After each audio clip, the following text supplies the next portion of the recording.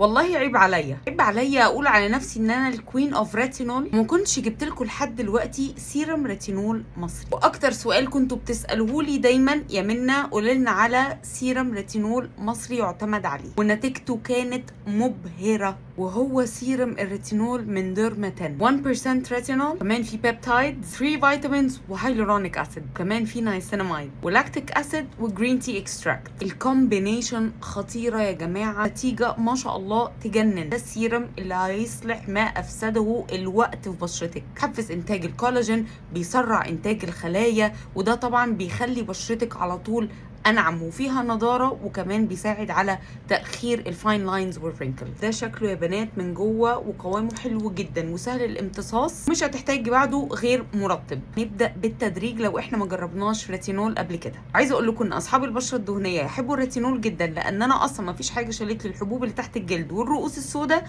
غير سيرم الريتينول. فاف يور اون ذا هانت ان انت تلاقي سيرم ريتينول مصري سعره ممتاز وفي نفس الوقت النتيجه خطيره، go for Dermaten.